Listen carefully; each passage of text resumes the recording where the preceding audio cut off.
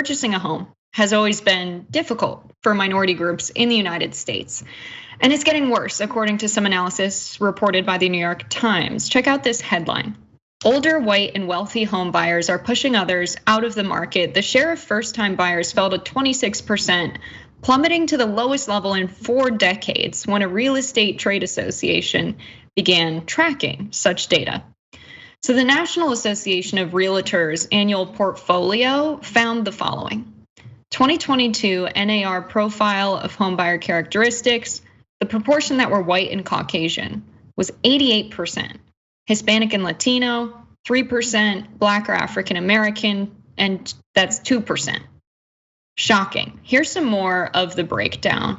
So the median age for first-time homebuyers was at 36, which is the oldest it's ever been since 1981, as was the median age for repeat buyers, which rose to 59 during the survey period. New findings add weight to a really hard truth that many young families experience as they struggle to save money to buy a home, competing in the most brutally competitive housing market in modern history. They've been elbowed out by buyers who have something they might never have, which is all cash to offer to pay for the home. About 27% of repeat buyers paid all cash for their homes during the period of the survey, from 17% up from 17% a year earlier, so 17% more. By contrast, only 3% of first-time buyers paid in cash during the survey year. So repeat buyers just have more cash on hand. These are the type of people who want to invest in real estate and make money off of real estate. They have the cash on hand to pay for the home in full. They're not taking out mortgages. So the average median take-home income of first-time home buyers is $47,952, while the average repeat buyer has $50,479 to spend on a home. So mortgage rates are continually growing, which is making life more difficult for first-time home buyers who are taking out a loan to purchase the home. Mortgage rates are near 20-year highs, and that hurts home buyers. Once inflation is contained, mortgage rates will start to drift lower, and it may be another year or two before that happens. So the Federal Reserve raising interest rates then leads to banks having to raise the interest rates for mortgage loans, which makes it less affordable for people to buy a home. This also means less people can become buyers because now it's more expensive. Those people enter the rental market, and that drives up rent costs as well. And we know we're experiencing record rent inflation in the United States, where the median price for typical rent is $2,000. That's not even an average that's pulled up by apartments in downtown Manhattan. That's typical rent in the United States right now.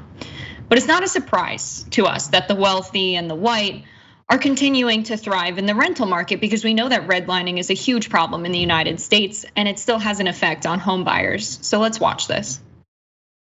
Yeah, so redlining doesn't exist in the open way that it existed in the 1930s, when it was an official policy of the banks to quite literally draw a red line around maps of areas where they were not going to give loans, or where only Black Americans or other minorities were essentially allowed to live.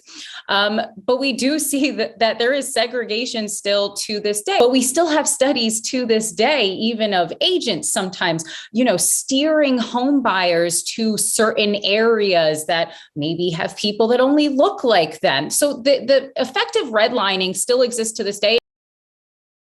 So redlining does have a huge effect on home buying. If you're not familiar with redlining, there's a lot of zoning laws that lead to people of certain types not being able to live in certain neighborhoods, and it has an effect on the segregation of various communities. It has an effect on people trying to buy homes. We covered a story pretty recently on someone who was a Black professor of racial justice issues who tried to sell a home, was quoted at a very low price. Then he had his friends who were a white family come in and try and sell the home. They were quoted at a much higher price. So this racial division is a huge problem here. So Jackson, I want to bring you in. What are your thoughts on this?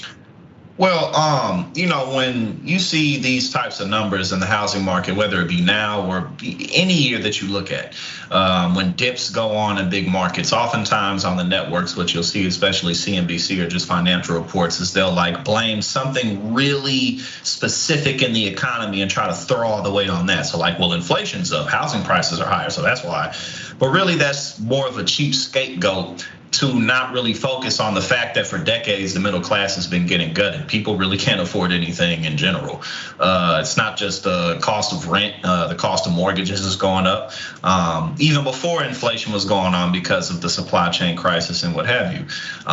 Life was getting more expensive in general. College education was getting more expensive and not preparing people for a modern and futuristic job market. I mean, no matter where you look, even like what we learn in school, like financial plans usually aren't as difficult as people may think that they are. We simply don't learn about them. You have to go out of your way to put together some type of savings plan in this country through like a Northwestern Mutual or something, if you even have enough to save.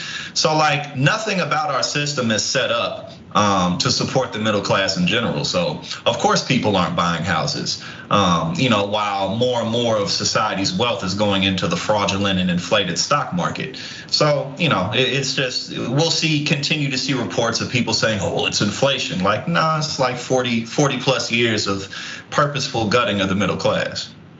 Yeah, it's really important to harp on this point that like wealthy people are hoarding money, investing it in the stock market, having a faster rate of return on their capital and their investments than anyone who's doing labor could ever possibly earn. So the wealthy are just getting wealthier, making money off of their money without having to do actual work to earn it.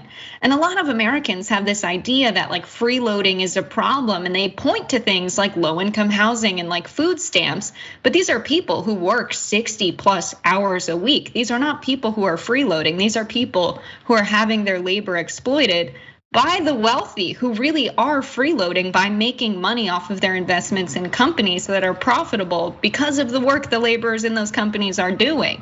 And it's a shocking statistic that 88% of these home buyers were white. This is why we talk so much about reparations on Unbossed, because after chattel slavery, we had decades of Jim Crow, we had just terrible systemic racism throughout, the next half a century. Things have not been corrected for a very long time. So imagine you have an economy where people are forced laborers, and the people who profited off of that forced labor were never forced to give that money back that they made off of it. So we've never had a correction of economic inequality for any of the racial divisions in our country. And so that's a part of why we need reparations. Of course, it's for redress of grievances as well. But when you look at the basic economics of the situation, this is how we get to this point where the people who can afford to buy new homes and invest in homes and pay all cash are majority white. Jackson, want to get your last thoughts on this before we move on? Yeah, well, my last thoughts are, related to this. Really, all of the issues that we're facing right now is that the silver lining is that our generation, millennials, Gen Z, are coming into managerial age. And more, we really can do something about this. So it's not just with the elections, but in general, I'm hopeful that if we fight harder, we'll see more change.